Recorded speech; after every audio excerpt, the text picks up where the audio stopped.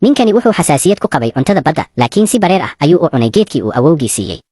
si ay xasaasiyaddu ugu sii xumaato habeenkii wuxuu cabbay baaquli dhan oo maraq badeed ah kadib fadhiga ayuu isku dul tuuray isagoo sugayay in xasaasiyaddu ay ku bilaabato si kastaba ha ahaatee muddo dheer ayuu halkaas jiifay laakiin ma jirin wax calaamad ah oo xasaasiyad ah oo jidhkiisa ka soo muuqatay wuxuu u maleeyey inuu ka caafimaaday xasaasiyaddii cuntada badda ilaa uu maqlay shaqaalaha guriga oo sheegaya in gabadha uu awowgii soo korsaday ay maalintii hore weydiisatay daawada xasaasiyadda isla markiiba wuxuu xasuustay in shalay markii uu cunay hilibkii geedka ay gabadhu waxyar kadib u keentay koob biyo ah waxa uu caddaatay in ay ahayd qofka keliya ee qoyska ka tirsan ee ogaa inuu xasaasiyad ku qabo cuntada badda inkasta oo aysan fahmin sababta uu ninku u cunay geedkaas gabadha naxariista badan ayaa si qarsoodi ah daawada xasaasiyadda ugu dartay biyaha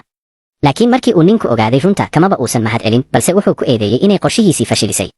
sababtoo ah aabbihii si uu u helo dhaxalka qoyska wuxuu si gaar ah ugu soo diray guriga awowgiis isagoo u sheegay inuu helo hab uu isugu dhowaadaan odayga baaquligaas maraqa badeedka ahna waxa u diyaariyey aabbihii waxay rabeen inay awowga ka dhigaan mid dareema dembi ku aadan dhacdada xasaasiyadda cuntada badda ee wiilka laakiin weligood ma filayn in gabadha uu awowgu soo korsaday ay qorshahooda fashilin doonto markii hore ninku wuxuu rabay inuu baaritaan ku sameeyo gabadha laakiin markuu guriga ku soo laabtay wuxuu maqlay aabbihii oo kaaliyihiisa u sheegaya inuu qalab wax lagu duubo bug ku xiro qolka gabadha wuxuuna sidoo kale qorsheeyey inuu ka eryo isagoo ka fakeraya koobkii biyaha ahaa ee daawada xasaasiyadda lahaa ee ay gabadhu u keentay ninku aakhirkii wuxuu aaday qolkeedii intii ay la hadlaysay wuxuu si qarsoodi ah uga saaray qalabkii wax lagu duubayay ee kursigeeda hoostiisa ku qarsoonaa kadib wuxuu aabbihii u sheegay in aysan jirin wax aan caadi ahayn oo ku saabsan gabadha sidaas darteed aabbihii waa uu iska daayey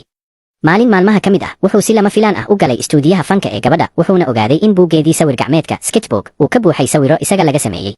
wuxuu buuggii sawirka dib ugu qaatay qolkiisii markii uu akhriyey kadib wuxuu ogaaday in gabadhu ay weligeed jeclayd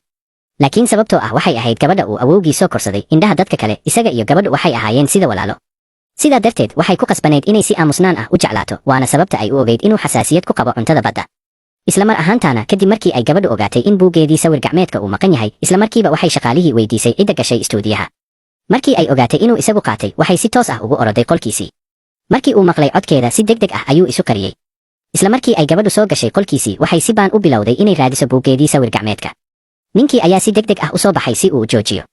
waxay weydiisatay inuu u soo celiyo buugga laakiin ninku wuxuu sheegay inuusan qaadan iyadoo ka baqaysa in ninku ogaado sirteeda gabadhu waxay isku dayday inay hubiso inuu jidhkiisa ku qarinayo buugga ninku wuxuu isku dayay inuu joojiyo laakiin labadooduba si lama filaan ah ayay sariirta ugu wada dhaceen jawiga qolka ayaa isla markiiba isu beddelay mid dareen leh asxaabta facebooka follow naga soo dhaha link kor u saran yahay mahadsanidiin